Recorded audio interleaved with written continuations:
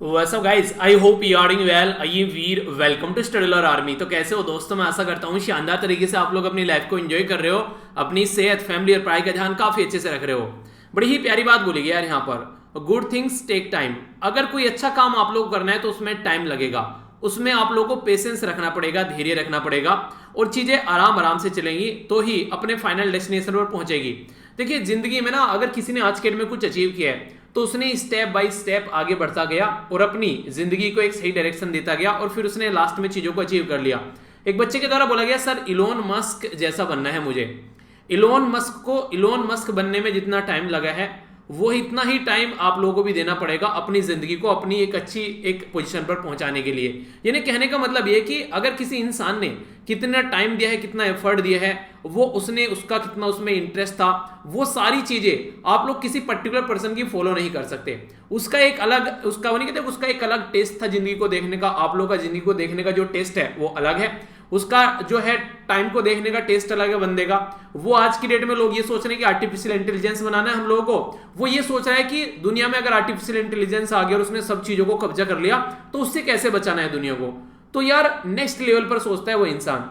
तो हम क्या है कि नॉर्मल जिंदगी में जो प्रॉब्लम आ रही है हम लोग उन्हीं को छोड़कर आगे नहीं निकल पा रहे हैं। तो इस तरीके से वो क्या सोच रहा है कि जिंदगी में कोई फ्यूचर में कोई दिक्कत आएगी, अभी उसका सोल्यूशन दिमाग से निकाल के बैठ जाओ। तो अगर इंसान जो है अपने समय से आगे सोचना स्टार्ट कर दे, हर उस इंसान को आप लोग इलोन मस्क बोल सकते हो। उसने अपनी एक इस तरह की पहचान क्रिएट की है कि सदियों में कोई ऐसा इंसान होता है जो इस लेवल पर जाकर मेहनत कर पाता है। तो आप लोग भी अगर उस लेवल पर अपने आप को ले जाना चाहते हैं तो आप लोगों को भी अपना वर्क एथिक जो है वो डेवलप करना पड़ेगा और किस तरीके से चीजें चलती हैं, आगे बढ़ती हैं, वो आप लोगों को अंडरस्टैंड करनी पड़ेगी। ये सारी चीजें यार देखना मतलब एक तरीके से स्टार्टिंग में टफ लगती हैं कि हाँ यार बहुत मुश्किल है, बहुत कुछ है, पर लेकिन एक बार आप लोगों ने आदत बनाई और आदत बना के चीजों को इंप्लीमेंट करना स्टार्ट कर दिया तो ये आप लोगों की हैबिट में घुस जाएंगी और फिर यही हैबिट जो है आप लोगों को फायदा पहुंचाना स्टार्ट कर देंगी। यही तो तरीका है, जिंदगी इसी से तो बनती है, जिंदगी इसी तरीके से तो आगे बढ़ती है। तो आई होप कि आप लोगों को कुछ नया सीखने को मिला होगा। काफी प्यारा और इंटरेस्टिंग आज के डिस्कशन रहने वाला है। तो ये लेक्चर आप लोगों को टकटकी लगाकर देखना है। कैसे देखना है? हाँ बिल्कुल टकटकी लगाकर देखना है, ठीक है बिल्कुल यही है। टकटकी लगाकर देखोगे तो वीडियो के एंड में जो आप लोगों से क्विज पूछा जाएगा उसका भी आंसर आप लोग अच्छे से कर पाओगे। तो इनको देखते हैं, क्वेश्चन है आप लोगों के सामने, इनको अटेम्प्ट कीजिए। और एक बच्चे के द्वारा बोला गया था कि सर आप डेली यहाँ पर अप्रैल लिख देते हैं, अप्रैल लिखने की वजह से मैं आपके 2 नंबर काट रहा हूँ, आज पूरे नंबर मिलने चाहिए, ठीक है पूरे नंबर की बात नहीं है। देखिए वीडियो के एंड में आप लोगों को वीडियो देखने के बाद में जैसा लगे कि हाँ इस वीडियो को इतने मार्क्स दिए जाने चाहिए, एक फीडबैक होता है वो एक तरीके से वीडियो को इंप्रूव करने के लिए आप लोगों का एक सजेशन होता है। जहां पर भी आप लोग कुछ गलती लगती है तो उसको आप लोग बिल्कुल एक इस तरीके से सजेशन देना है, ये मत सोचना कि सर क्या सोचेंगे, ठीक है। तो वो आप लोगों का सजेशन होता है, अपने हिसाब से आप लोगों को सजेशन देना है, ओके। आइए बात करते हैं, यहाँ पर बात की जा रही है अभी हमारी कंट्री में एक सीबीआई डायरेक्टर बने हैं, उनका नाम आप लोगों को बताना है। काफी ज्यादा चर्चा में रहे हैं, तो जो भी आप लोगों का नॉन यूपीएससी एग्जाम होता है वहां पे ऐसे क्वेश्चन पूछ लिए जाते हैं। जाने की कुछ इंटरेस्टिंग बातें इसके बारे में। थीम क्या है यहाँ पर? International day of UN peace keeper, इसकी थीम आप लोगों को बतानी है। अब की बार इसकी थीम क्या है ये आप लोगों को पता होना चाहिए। नेक्स्ट यहाँ पर बात की जा रही है, जिस तरीके से आप लोगों ने देखा साइक्लोन के नाम दिए जाते हैं, इसी तरीके से जो कोरोना वायरस है उसके भी नाम देने की बात की जा रही है, कोरोना वायरस के वेरिएंट के, ठीक है। तो ये अभी यहाँ पर जो बात बोली गई है ये डब्ल्यूएचओ की जो चीफ जो साइंटिस्ट हैं जिनका नाम है सौम्या स्वामीनाथन, ठीक है। तो इनके द्वारा यहाँ पर ये सजेस्ट किया गया है। आप लोगों को पता है सौम्या स्वामीनाथन कौन है? इनके फादर का नाम क्या है? जाकर सर्च कीजिएगा तो आप लोग सरप्राइज हो जाएंगे इनके फादर का नाम जानकर, ठीक है। तो ये किसके द्वारा अभी चीजें स्टार्ट करने की बात की गई है, ये यहाँ पर इसके बारे में आप लोगों को बताना है। आगे यहां पर बात करते हैं, चाइना का यूरोपियन यूनियन के साथ में एक कॉन्टैक्ट है जिसमें 17+1 करके यहां पर एक कोऑपरेशन है, जिसमें जो सेंट्रल और ईस्टर्न यूरोप की कई सारी कंट्री है। तो अभी एक कंट्री ने यहां पर इसको त्याग दिया है, उसने बोला कि मुझे ये चीज बिल्कुल पसंद नहीं आई, आथू जैसे जैसे उन्हें बोलता है कपिल शर्मा, मुझे बात बिल्कुल पसंद नहीं आई, आथू अरोरा बनता है जब, वही वाली बात इसने बोली यहाँ पर। तो 17+1 था, अभी 16+1 हो गया, बिल्कुल ऐसे जैसे G8 था, रसिया बाहर निकल गया तो G7 हो गया, ठीक है। तो वही वाली कंडीशन है यहाँ पर। चाइना का जो ये फॉर्मेट था इसके बारे में बात करें तो ये स्टार्ट किया गया था चाइना के द्वारा बुदापेस्ट। बुदापेस्ट की किसकी कैपिटल है, कौन सी कंट्री की, जहां पर इसको स्टार्ट किया गया था। यहां पर आगे बात की जा रही है बेनी ग्रासलैंड के बारे में। तो जो बेनी ग्रासलैंड है ये आप लोगों को ये बताना है किसके द्वारा ऑर्डर दिया गया है कि एनक्रोचमेंट जो यहाँ पर हो रहा है, यानी कि यहाँ पर जो भी खनन का काम हो रहा है, उल्टी सीधी जो हरकतें हो रही हैं इसके पर्टिकुलर एरिया के ऊपर, इस ग्रासलैंड के ऊपर, वो खत्म करना है। तो ये किसके द्वारा बोला गया है? एक आप लोगों के यहाँ पर एक हिंट है, उसका नाम एन से स्टार्ट होता है, ठीक है। जो बेनी ग्रासलैंड है ये गुजरात के अंदर में है। आप लोगों को बताना है कि यहाँ पर पर्टिकुलर एरिया क्या है, वो फोकस एरिया क्या है, बिल्कुल एग्जैक्ट जिसको यहाँ पर बोले अच्छा ये वाला एरिया है, ठीक है। इंडिया वाइल्ड एस सेंचुरी, अगर आप लोग पुराने क्वेश्चन पेपर उठाकर देखते हैं तो ये क्वेश्चन यूपीएससी के द्वारा रिपीटेडली पूछा गया है, इंडियन इंजीनियरिंग सर्विसेज में पूछा गया था, और भी दूसरे यूपीएससी के एग्जाम थे इसमें बाद में आगे चलकर रिपीट किया गया। यूपीएससी प्रीलिम्स में भी इसकी स्टेटमेंट बनाकर आगे पूछेगी, तो इसके बारे में आप लोगों को पता होना चाहिए। ये इंडिया की वाइल्ड एस सेंचुरी है, यानी कि जो गधे होते हैं उनकी एक सेंचुरी है यहाँ पर, ये जो वाइल्ड गधे होते हैं, तो ये अकेली इकलौती है कहां पर, ये है गुजरात के अंदर, ठीक है। तो गुजरात तो मैंने बता दिया आप लोगों को, इसको इंडिया वाइल्ड एस सेंचुरी या फिर वाइल्ड एस सेंचुरी के नाम से जानते हैं। आप लोगों को लोकेशन बतानी है कि ये लोकेशन कहां पर है, एग्जैक्ट गुजरात के अंदर में, ठीक है। नेक्स्ट बात की जा रही है यहां पर, यह है कैंसर फॉरेस्ट डिजीज के बारे में। तो ये एक ऐसी बीमारी है जो कि यहाँ पर आप लोगों ने देखा होगा, जो जानवर होते हैं ना, जानवरों के जो छोटी छोटी जू चिपकी रहती हैं, ठीक है। लोकल भाषा में क्या बोलते हैं आप लोगों को पता है? आप लोगों की लोकल भाषा में क्या बोलते हैं उसका बताइए अगर नाम आप लोगों को पता है। हमारी इस साइड में उसको चीचड़ी बोला जाता है, ठीक है। तो यहाँ पर अगर बात करें मूंग की फीवर, कैंसर फॉरेस्ट यहाँ पर जो है बेसिकली उसके बारे में अगर बात करें तो ये कहां पर लोकेटेड है ये आप लोगों को बताना है। तो देखिए डिस्कशन तो काफी प्यारा, काफी इंटरेस्टिंग और काफी शानदार रहने वाला है। बाकी आप लोगों के ऊपर डिपेंड करेगा आप लोग कितना मजा लेकर इसको सुनते हैं, ठीक है। तो अपनी पेटी बांध लीजिए, हमारी जो फ्लाइट है वो टेक ऑफ करने वाली है, ठीक है। आइए सबसे पहले बात करते हैं international day of UN peace keeper.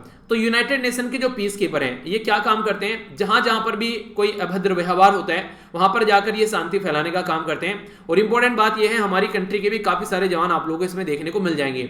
29 मई को ये डे सेलिब्रेट किया जाता है। जो मेन और जो वुमेन होती हैं जिनके द्वारा यूएन की पीस कीपिंग फोर्स में सर्व किया जाता है, तो वो यहाँ पर बेसिकली उनको रिकॉग्नाइज किया जाता है कि क्या उनका कंट्रीब्यूशन यहाँ पर रहा है, ठीक है। बहुत सारे लोग जो है इसमें अपनी जान भी गंवा देते हैं, तो उसको देखकर भी ध्यान में रखा जाता है ताकि उन लोगों को भी याद किया जा सके जिनके द्वारा यहाँ पर जान गंवाई गई है। थीम भी कुछ ऐसी है, the road to lasting peace, यानी कि इनका बेसिक काम ये रहता है कि कैसे उस एरिया में शांति बनाकर रखनी है, ठीक है। तो इसके चलते जो यहां पर शांति बनाकर रखेंगे तो वहीं पर प्रोग्रेस देखने को मिलेगी। तो leveraging the power of youth for piece and the security, youth जो है ना अगर उसको एक बार सही डायरेक्शन में लगा दिया जाए तो बहुत सारी चीजें तो वैसे ही सुधर जाएगी। जो यंग जनरेशन है सबसे ज्यादा हंगामा वही करती है। अगर यंग जनरेशन को जॉब मिल जाए, यंग जनरेशन सही तरीके से सही डायमेंशन में बिजी होना स्टार्ट हो जाए, तो ये समझिए उस कंट्री के भाग्य सुधर जाएंगे। आप लोगों की क्या राय है इसके बारे में जरूर बताइएगा। शॉर्ट न्यूज है पर लेकिन काफी प्यारी और काफी इंटरेस्टिंग न्यूज आप लोगों को यहाँ पर जानने को मिलेगी। एक एक कर इनके ऊपर नजर डालते हैं। सबसे पहले जो यहाँ पर न्यूज निकल कर आ रही है यह है बॉलीवुड एक्टर संजय दत्त। संजय दत्त को रिसेंटली अभी यहाँ पर गोल्डन वीजा मिला, किसका? यूनाइटेड अरब एमिरेट्स का। तो क्वेश्चन सबसे पहले तो यही बन जाएगा कि गोल्डन वीजा जो है वो किस कंट्री के द्वारा दिया जाता है? तो किसके द्वारा दिया जाता है? ये यूनाइटेड अरब एमिरेट्स यानी कि यूएई के द्वारा दिया जाता है। तो आइए यूएई आप लोगों को दिखाते हैं। ई है हमारा गोला, तो यहाँ पर आप लोगों को जो यूएई देखने को मिलेगा वो यहाँ पर है लोकेशन, ठीक है। ये देखिए यूनाइटेड अरब एमिरेट्स। तो यहाँ पर अगर आप लोग इसके ऊपर क्लिक करेंगे तो ये हो गया यूएई, ठीक है। अबू धाबी इसकी कैपिटल है, एग्जैक्ट लोकेशन आप लोग यहाँ पर देख सकते हैं। ये हो गया गल्फ ऑफ ओमन और ये हो गया पर्शियन गल्फ, ठीक है। एक बच्चा बोल रहा था सर मैप दिखाना आपने छोड़ दिया छोड़ा कुछ नहीं है यार, चीजें कई बार ना बहुत ज्यादा रिपीटेडली मैं आप लोगों को पढ़ा चुका हूँ, तो इसके चलते कई बार ये लगता है कि मुझे लगता है कि ये तो याद हो ही गया होगा, ठीक है। पर लेकिन कई सारे बच्चे नए नए आते रहते हैं, तो मुझे लगता है कि मुझे चीजें करती रहनी चाहिए इसी तरीके से, क्योंकि कई सारे बच्चे नए भी जुड़ते हैं और आप लोगों का भी रिविजन होता रहेगा, कई बार माइंड से निकल जाता है। तो इसलिए कोशिश क्या करूंगा जहां पर भी पॉसिबल होगा मैप जरूर दिखाऊंगा, ठीक है। तो आप लोग टेंशन मत लीजिए। तो यूनाइटेड अरब एमिरेट्स पर लेकिन आप लोगों को भी छोटा सा प्रॉमिस करना है, जो चीजें आप लोगों के माइंड में आती हैं तुरंत आप लोगों को जाकर सर्च करनी है कि ये लोकेशन क्या हो सकती है, तो आप लोगों को भी पीछे नहीं हटना है। तो यहाँ पर संजय दत्त के द्वारा गोल्डन वीजा लिया गया, किसके द्वारा दिया गया? यूनाइटेड अरब एमिरेट्स की गवर्नमेंट के द्वारा दिया गया। 2019 में इनके द्वारा एक कोई ऐसा सिस्टम इंप्लीमेंट किया गया था ताकि ऐसा नहीं कि बार बार आकर आप लोगों को वीजा लेने की जरूरत है। तो ये लॉन्ग टर्म रेजिडेंस वीजा यहाँ पर हो गया, यानी कि लंबे समय तक आप लोग यहाँ पर रह सकते हैं। एक ऐसे वीजा की बात की गई। आप लोग बोलेंगे लंबे समय का क्या मतलब है, ऐसा कि यहाँ 50-60 साल रहेंगे? नहीं, 50-60 साल नहीं है, 5 से 10 साल तक का यहाँ पर ये टारगेट इनके द्वारा रखा गया है कि कम से कम अगर जो इन्वेस्टर है इन्वेस्टमेंट करना चाहते हैं यूनाइटेड अरब एमिरेट्स में, या फिर कोई एंटरप्रेन्योर है, कोई बिजनेसमैन है, ठीक है, कोई इंडिविजुअल है जिसके पास में काफी अच्छा टैलेंट है, जैसे कि रिसर्चर हो गया, कोई मेडिकल प्रोफेशनल है जो कि मेडिकल के फील्ड में कुछ कर रहा है, जिसके पास में साइंटिफिक नॉलेज है, या फिर कोई काफी एक इंटेलिजेंट स्टूडेंट है, ठीक है। तो इस तरीके के जो लोग हैं, यानी कि क्रीम खाना चाह रहे हैं बेसिकली, होनी कहते हैं कि माल माल उतार लो ऊपर का, तो वो वाली हरकतें करने की कोशिश कर रहे हैं। तो इस तरीके के लोगों को अपनी कंट्री में बिना किसी कास्ट, बिना किसी रिलीजन, बिना किसी रीजन को ध्यान में रखते हुए इनकी कंट्री में आकर रहेगा तो उसको सपोर्ट प्रोवाइड कराई जाएगी। यूनाइटेड अरब एमिरेट्स ये भी सोच रही है कि जो इस तरीके के लोग अगर आकर यहाँ पर कुछ काम करना चाहते हैं तो उनको एक्स्ट्रा सिक्योरिटी प्रोवाइड कराई जाएगी, ताकि वे फील करें कि वो यहाँ पर सिक्योर जगह पर आ रखे हैं, ठीक है, अपना काम कर रहे हैं। तो यूएई विदाउट तो नेशनल कोई स्पॉन्सर इस तरीके से, तो यहाँ पर 100% ये ओनरशिप रहेगी यहाँ पर, अगर उनके बिजनेस की बात की जाए उसमें, यानी कि अपना ही वो अपना बिजनेस आगे लेकर चल सकते हैं। तो इस तरीके इनके द्वारा सिस्टम स्टार्ट करने की बात की जा रही है। तो संजय दत्त साहब को ये वीजा मिला तो इसके चलते ये न्यूज में आ गया है। तो ऐसा नहीं है कि इसके अंदर घुसकर आप लोगों को रिसर्च करनी है, ऐसा कोई क्वेश्चन आप लोगों से पूछेंगे तो हल्का फुल्का सा एक ऐसा है कि नॉन यूपीएससी एग्जाम में क्वेश्चन पूछ ले जाते हैं कई बार, तो एक मोटा मोटा सा आइडिया आप लोग रख सकते हैं। ओके, नेक्स्ट यहां पर बात की जा रही है सीबीआई के बारे में। सीबीआई की फुल फॉर्म ही पहले आप लोगों को पता होना चाहिए, इसको बोलते हैं सेंट्रल ब्यूरो ऑफ इन्वेस्टिगेशन, यानी कि सेंटर की एक ब्यूरो है जो कि इन्वेस्टिगेशन का काम करती है, जिसको आप लोग सीबीआई बोलते हैं। सीबीआई की जो हाईएस्ट पोस्ट होती है उस पर डायरेक्टर होते हैं, और ये डायरेक्टर जो बने हैं उनका नाम है सुबोध कुमार जायसवाल। ये 1985 बैच के आईपीएस ऑफिसर हैं, तो ये यहाँ पर अभी इस पोस्ट पर आए हैं, और यहाँ पर इस पोस्ट पर आने के लिए काफी जद्दोजहद इंसान को करनी पड़ती है, तो इनको भी काफी ज्यादा जद्दोजहद करनी पड़ती। अब तक यहाँ पर ये सीआईएसएफ यानी कि सेंट्रल इंडियन इंडस्ट्रियल जो पुलिस जो फोर्स है बेसिकली, जो कि एक पैरा मिलिट्री फोर्स है हमारी कंट्री में, अब तक यहाँ पर ये उसको हेड कर रहे थे, ठीक है। तो अभी यहाँ पर ये है कि यहाँ पर इनको ये वाली पोस्ट मिल गई है, तो अभी यहाँ पर हम लोग इसके बारे में समझेंगे, ठीक है, ताकि आप लोग इसके बारे में जान सकें कि क्या क्या चीजें यहाँ पर देखने को मिलती हैं और किस तरीके से इंसान जो है वो इसमें पहुंचता है। तो अब तक याद रखिएगा, ये भी क्वेश्चन बन सकता है कि कहां से ये यहाँ तक पहुंचे हैं। तो सेंट्रल इंडस्ट्रियल जो सिक्योरिटी फोर्स, पुलिस फोर्स नहीं सिक्योरिटी फोर्स बोलते हैं, ठीक है, सीएसएफ जिसको आप लोग बोलते हैं, तो ये होम मिनिस्ट्री के अंडर में आती है। तो अब तक ये यहाँ पर उसके जो बेसिकली चीफ थे, अभी यहाँ पर ये सीबीआई के चीफ बन गए हैं। तो सीबीआई के चीफ बनने के लिए हमारी कंट्री में एक काफी इंपॉर्टेंट बॉडी है जिसके बारे में याद रखिएगा, जिसके द्वारा यहाँ पर चुना जाता है। उस बॉडी को हेड करते हैं प्राइम मिनिस्टर ऑफ इंडिया। तो prime minister of India head करते हैं, चीफ जस्टिस ऑफ इंडिया भी रहते हैं, और इसी के साथ में वहां पर लीडर ऑफ अपोजिशन रहते हैं। तो लीडर ऑफ अपोजिशन की तो कोई पोस्ट हमारी कंट्री में है नहीं है, तो इसलिए लीडर ऑफ लार्जेस्ट पार्टी वहां पर आ जाते हैं, क्योंकि अपोजिशन का कोई लीडर ही नहीं है। तो इसके चलते वो क्राइटेरिया वहां पर चेंज कर दिया गया। इंपॉर्टेंट बात यहां पर यह कि ये जो बॉडी बनाई गई थी, ये उस टाइम पर जब बनाई गई तो इसको जो पावर मिलती है वो मिलती है डीएसपीई। ये डीएसपी है 1946 का, इसको बोलते हैं दिल्ली पुलिस इस्टेब्लिशमेंट जो एक्ट है, ठीक है। तो दिल्ली जो बेसिकली दिल्ली स्पेशल पुलिस बोलेंगे, basically Delhi special police establishment, ये यहाँ पर एक्ट है 1946 का। तो इससे ही अपनी पावर लेती है, यानी कि इसके लिए कोई अलग से लॉ नहीं बना रखा है। तो ये एक तरीके की एग्जीक्यूटिव बॉडी है, ये स्टैट्यूटरी बॉडी नहीं है। और इसके बारे में आप लोगों को मैंने पॉलिटी में पढ़ाया था, याद होगा आप लोगों को, पॉलिटी में पूरा एक लेक्चर ले रखा है इसके ऊपर, सीबीआई लक्ष्मीकांत के अंदर एक पूरा चैप्टर है, तो उसको भी जाकर आप लोग रिवाइज कर लीजिएगा। पॉलिटी में बड़ा इंटरेस्ट आ रहा है, कई सारे बच्चों ने इतनी बार रिविजन कर दिया उसका। बहुत सारे बच्चे जाते हैं ना जब लिखते हैं, मैंने बोला था डन लिख देना, आधे तो ऐसे ही ये लिखे सर डन 5th टाइम। मैंने कहा अच्छा जी अच्छा लगता है जब इतने अच्छे से आप लोग इतना इंटरेस्ट लेके पढ़ाई करते हैं, तो मुझे रियलिटी में अच्छा लगता है अंदर से, ठीक है। तो लोकपाल और लोकायुक्त जो एक्ट आया तो उसमें भी अमेंडमेंट किया गया था, 2 साल का यहाँ पर टर्म होना चाहिए। तो बेसिकली यहाँ पर इसके बारे में अगर बात करें आप लोग, यहाँ पर अभी फिलहाल इनको अपॉइंट किया गया यहाँ पर। तो ये जो इनका अपॉइंटमेंट अभी यहाँ पर देखने को मिल रहा है, तो कंट्रोवर्सी में आ गया, क्योंकि चीफ जस्टिस ऑफ इंडिया जो थे उन्होंने प्राइम मिनिस्टर की जो विश थी उसको सपोर्ट नहीं किया, तो यहाँ पर इनको सपोर्ट कर दिया, इनको ध्यान में रखते हुए। तो कुछ तो ये बात आप लोग याद रखिएगा। बाकी अगर इसके बारे में कुछ और बेसिक इन्फॉर्मेशन बताऊं कि यहाँ पर ये ऑपरेट किसके अंदर करती है, तो मिनिस्ट्री ऑफ पर्सनल अफेयर, जो बेसिकली पर्सनल पब्लिक ग्रीवेंस और जो पेंशन है उसके अंदर आप लोगों को यहाँ पर ये देखने को मिलेगी, ठीक है। तो सीबीआई जो है उसको एग्जेम्प्ट किया जाता है राइट टू इन्फॉर्मेशन से, क्योंकि ये इस तरीके के मिशन भी कई बार चलाती है जिससे कि सिक्योरिटी को ध्यान में रखते हुए काम किया जाता है, ठीक है। तो इसलिए यहाँ पर देखने को मिलेगा। इसी के साथ में हमारी कंट्री में जो इंटरपोल की रिप्रेजेंटेशन है वो इसी को देखने को मिलती है। इंटरपोल का नाम आप लोगों ने कई बार सुना होगा, उसको बोलते हैं इंटरनेशनल क्रिमिनल पुलिस ऑर्गेनाइजेशन, ठीक है। तो इसमें हमारी कंट्री की साइड से जो रिप्रेजेंट करती है वो करती है सीबीआई। इसका पर्पज क्या होता है? इसका पर्पज ये होता है ताकि हमारी कंट्री का अगर कोई जैसे मेहुल चोकसी को वापस लिया जा रहा है तो इंटरपोल ने उसमें रोल प्ले किया ताकि वहां से हमारी कंट्री का जो कोई ऐसा पर्सन है उसको वापस लाया जा सके। तो इस तरीके से मिलजुल कर काम करते हैं। अगर कोई कहीं का इंसान कहीं को चोरी करके भाग गया तो फिर उसको कैसे लेकर आना है, तो उसमें ये काम किया जाता है। आप लोगों के लिए क्वेश्चन है जो मैंने आप लोग कई बार बताया भी है। आप लोग ये बताइए किसके द्वारा रिकमेंड दिया गया था, एक कमेटी का नाम बताना है, जब सीबीआई की जो पोस्ट थी वो क्रिएट की गई थी करप्शन को कम करने के लिए, ठीक है। तो ये आप लोगों के लिए क्वेश्चन है। आगे बढ़ते हैं। नेक्स्ट जो यहाँ पर ये न्यूज है, ये एक म्यूजियम के बारे में, और ये जो म्यूजियम है ये आप लोगों को देखने को मिलेगा पेरिस के अंदर में। तो इसी के बारे में बात की जा रही है। तो 228 साल की हिस्ट्री के अंदर इस म्यूजियम की पहली बार कोई वुमेन जो है उसको अपॉइंट किया गया इसका प्रेसिडेंट, ठीक है, तो प्रेसिडेंट ऑफ लावरे, ठीक है। तो ये पर्टिकुलर म्यूजियम है, यहाँ पर काफी शानदार आप लोग यहाँ पर इसको देख सकते हैं। ये म्यूजियम यहाँ पर संग्रहालय देखने को मिल रहा है पेरिस के अंदर में। इसकी ब्रांच भी है यहाँ पर, अगर बात करें कहाँ पर, लोवरेज अबू धाबी के अंदर आप लोग को देखने को मिलेगा, जो कि कैपिटल है। तो 2017 से 18 तक यहाँ पर इसकी एक लीडिंग जो फिगर ये यहाँ पर रहने को मिली, इसकी सेटअप भी की गई ब्रांच। तो ये जो है यहाँ पर, ये है यहाँ पर सेने, ठीक है। तो ये पर्टिकुलर रिवर है यहाँ पर, ये पर्टिकुलर यहाँ पर जो पेरिस के अंदर, तो यहाँ पर ये इसको बेसिकली बनाया गया है इस पर्टिकुलर रिवर के पास में, ठीक है। इसमें यहाँ पर बेसिकली जो मोनालिसा पेंटिंग का नाम आप लोगों ने सुना होगा, तो लियोनार्डो दा विंची जिनके द्वारा ये बनाई गई थी, तो उसके साथ भी इसको कनेक्ट कर देखा जा रहा है, ठीक है। तो लोकेटेड है यहाँ पर ये, जो कि बेस्ट नोन है यहाँ पर, होम ऑफ द मोनालिसा, ठीक है। तो ये आप लोग समझिएगा। तो ये आप लोगों से कई बार क्वेश्चन पूछ ले जाते हैं इस तरीके से। तो जब इतने लंबे समय बाद कोई पर्टिकुलर पर्सनैलिटी जो है इस पोस्ट पर आई है, तो हल्का सा आइडियाज के बारे में आप लोग रख सकते हैं, ठीक है। लग नहीं रहा है, देखने में भी शानदार लग रहा है कि कुछ डिफरेंट सा लग रहा है। ओके, आगे बढ़ते हैं। यहां पर बात की जा रही है वर्ल्ड हेल्थ ऑर्गेनाइजेशन के बारे में, जिसको आप लोग शॉर्ट फॉर्म में WHO भी बोलते हैं। WHO एक ऐसी ऑर्गेनाइजेशन है जो कि ऑल ओवर वर्ल्ड में कहीं कोई बीमारी चल रही है तो उसके बारे में काम करती है, ताकि बीमारी को कम किया जा सके, बीमारी के बारे में अवेयरनेस फैलाई जा सके, और ये जो बीमारी है इसको किस तरीके से जहां जहां पर ये फैल रही है, ठीक है, इसको कंट्रोल करना है। कोविड-19 में भी काफी बड़ा रोल प्ले किया गया। और वर्ल्ड हेल्थ ऑर्गेनाइजेशन ये यूनाइटेड नेशन की एक स्पेशलाइज्ड एजेंसी है जो कि पब्लिक हेल्थ के बारे में बात करती है। हेडक्वार्टर कहां पर है इसका? हेडक्वार्टर इसका स्विट्जरलैंड में, कहां पर? जेनेवा, ठीक है। तो अगर बात करूं इसके बारे में, तो 7 अप्रैल को इसको बनाया गया था।